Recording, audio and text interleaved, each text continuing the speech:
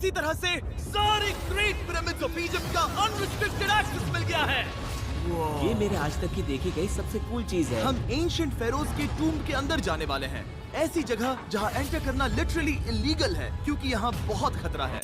अगर हम गिर गए तो? ओ हाँ, तुम बेशक मर जाओगे। हम स्विम करके पिरामिड्स के नीचे बने एक सीक्रेट अंडरग्राउंड टूम्ब तक भी जाने वाले हैं। Oh my God! हमें एक्सप्लोर करने के लिए सिर्फ 100 घंटे मिले हैं और हम शुरू करने वाले हैं अभी इसी वक्त। मिलने वाला है। ये कितना खूबसूरत है। किसी ने यहाँ ये पत्थर 4500 साल पहले रखा था। बिल्कुल सही। ये पिरामिड लगभग 4500 साल पुराना है। जिस पैसेजवे में हम हैं वो हमें वहाँ ले जाता है जिसे इजिप्टोलॉजिस्ट कहते हैं किंग कुफू का टूम। वो फेरो जिसने शायद पिरामिड्स बनवाने का हुक्म दिया था। वो ये कमरा द ग्रैंड गैलरी कहलाता है। हमने इस पिरामिड का कितना % एक्सप्लोर किया होगा? शायद हमें इस सवाल का जवाब कभी ना मिले। ये सबसे कूल तरीका था जवाब देने का। ये वो कमरा है जहाँ किंग को दफनाया गया था। जहाँ तक हमें विश्वास है। हाँ। तो चलो चले। हाँ। बॉयज ये देखो, ये क्या है? 4600 साल पहले इस कमरे में शायद किंग का ममीफाइड शरीर रखा था। ये वही जगह है जहाँ फेरो को दफनाया गया था। हमारा मानना है कि मरने के बाद ये उनकी कब्र थी। क्या मतलब है? हमें पक्का नहीं पता। मुझे लगता है कि इस पिरामिड के अंदर कहीं और भी के सैकड़ों फीट नीचे से लेकर धरती के सबसे बड़े एंशिएंट पिरामिड की सबसे ऊंची चोटी तक एक्सप्लोर करने वाले हैं।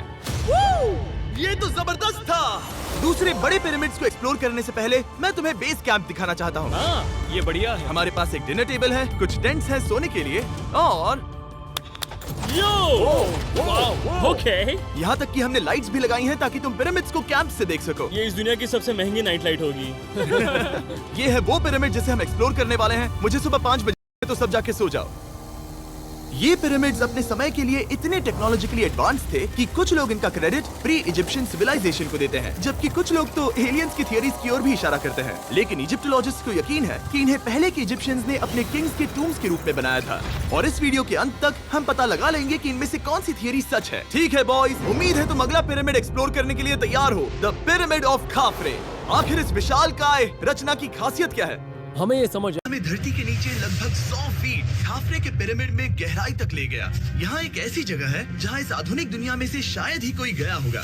सच कहूँ तो हमें भी नहीं पता था कि हमें नीचे जाकर क्या देखने को मिलेगा। एंशिएंट इजिप्शियंस के पास कार्डबोर्ड था। हम काफी समय से मानते थे कि किंग काफरा को यहाँ दफनाया गया था। और अब लोग यहाँ पर सामान रख रहे हैं। वो पिरामिड को रिस्टोर कर रहे हैं। जिमी, उन्हें औजार तो चाहिए होंगे ना? यानी कि असली बरियल चैम्बर कहीं और है। हाँ, मैंने बनाया था वैसे। एलियंस ने नहीं बनाया। रामी हमें धरती के नीचे लगभग 100 फीट खाफरे के पिरामिड में गहराई तक ले गया। यहाँ एक ऐसी जगह है जहाँ इस आधुनिक दुनिया में से शायद ही कोई गया होगा। सच कहूँ तो हमें भी नहीं पता था कि हमें नीचे जाकर क्या देखने को मिलेगा।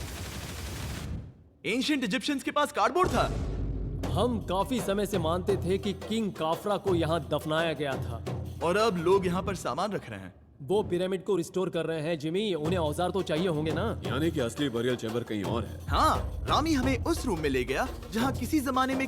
और अब लोग यहाँ पर सामान रख रहे हैं। वो पिरामिड को रिस्टोर कर रहे हैं। जिमी, उन्हें औजार तो चाहिए होंगे ना? यानी कि असली बरियल चैम्बर कहीं और है। हाँ, रामी हमें उस रूम में ले गया जहाँ किसी जमाने में किंग काफरा की बॉडी को दफनाया गया था। मुझे एक बड़ी सीलिंग दिख रही है। Dude, हम इस पिरामिड के बहुत अंदर है। हम पहुंच गए किंग काफरा का असली बरिल चेम्बर। मैंने इससे अच्छी चीज आज तक नहीं देखी। भाई क्या बात है! ये क्या है? रुको, उस तारीख को देखो जिस